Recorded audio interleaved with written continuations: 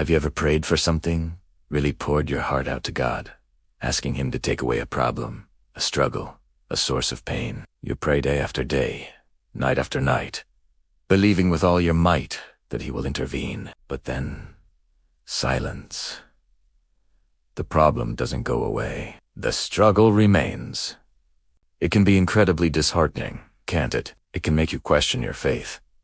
Wonder if God is even listening. Today, I want to share a story that might change the way you see those seemingly unanswered prayers. There once was a man, a devout Christian, who faced a persistent struggle in his life. We don't know exactly what it was. It could have been a difficult job, a challenging relationship, a chronic illness, or even a personal weakness he couldn't overcome. Whatever it was, it weighed heavily on him. Every single night, without fail, he would get on his knees and pray the same earnest prayer. Lord, please, I beg you, remove this struggle from my life. Take this burden from me. He prayed with sincerity, with tears, with a desperate hope that tomorrow he would wake up and it would all be gone. But days turned into weeks, weeks into months, and months into years. The struggle was still there. It was his constant companion, the first thing on his mind when he woke up, and the last thing he thought about before he fell asleep. At times, his faith wavered. He felt ignored, abandoned. He wondered why God, who is supposed to be all-loving and all-powerful, would allow him to continue suffering this way. His friends saw his pain, and some even suggested he was not praying hard enough, or that there was some hidden sin in his life. The weight of it all was almost too much to bear. Yet, through it all, something deep inside him wouldn't let him give up completely. He kept going to church, he kept reading his Bible, and he kept praying that same prayer.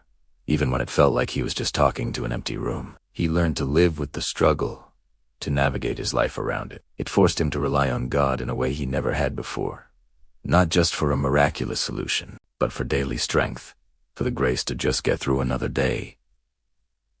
Many years passed. The man was older now, his hair flecked with gray, his face etched with the lines of his long journey. One evening, as he was sitting quietly, he began to reflect on his life, on the long, hard road he had traveled. He thought about that persistent struggle, the one he had begged God to remove for so long. And as he looked back, he saw something astonishing. He realized that because of that struggle, he had learned patience, the kind of deep, enduring patience that doesn't come from getting what you want, but from waiting faithfully when you don't. He saw that the constant need to lean on God had chiseled away his pride, replacing it with a profound humility. He understood his own limitations and his absolute dependence on a power greater than himself. Most surprisingly, he saw how his own suffering had opened his heart to others. When he saw someone else going through a hard time, he didn't offer simple platitudes or easy answers. He felt their pain in his own soul. He had developed a deep well of compassion,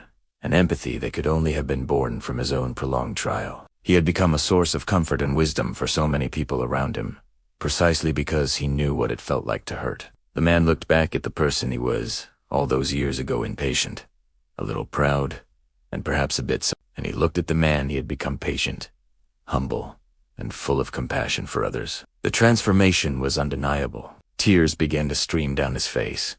But these were not tears of sorrow or frustration. They were tears of overwhelming gratitude and awe. That evening, he got on his knees to pray once more. But this time, his prayer was different. With a voice thick with emotion, he whispered, "Lord,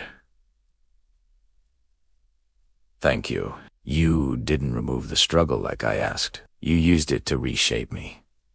This story offers us a powerful reflection. God doesn't always change our situation. Sometimes, He uses our situation to change us. He's not interested in just making our lives easy. He's interested in making us more like Him.